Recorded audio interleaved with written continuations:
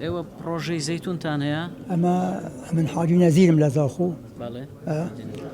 فروج زيتونم هي 800 دونم باشا.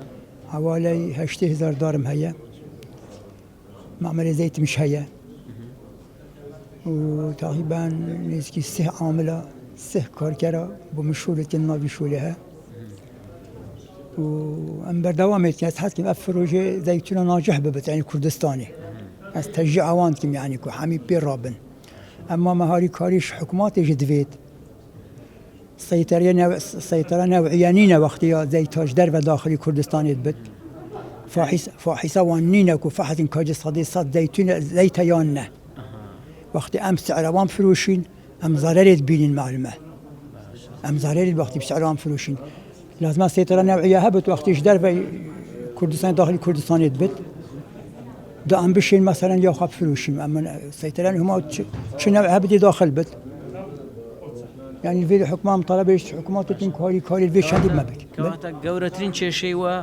تيا لو كي شيء ما هك أم زيتي بفروشين بسعر أول سوكي أم ضريرت كين كفلاح.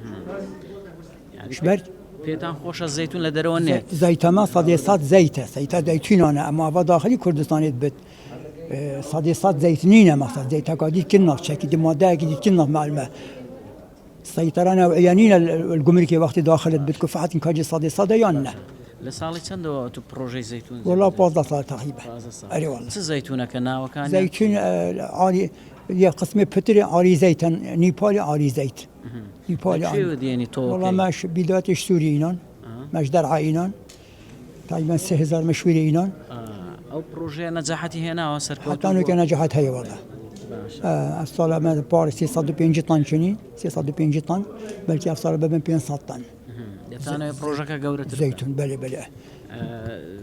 بشر زيتوني سبيا أو الرشة شد رنجة زيادة رواني. أجر بو زيتي بيت لازم يبشكي كسبت يعني رنجي كسبت زيتها شيترا معلومة بو ترشيج والله حاجتكم كويا كسبت معلومة أما هندي بتر بتشد دورة هيبة يازده زيتها زيادة الليتت يعني ما دي دوي بتر شفتي. بس زيتون دي فروشني عم بزيت.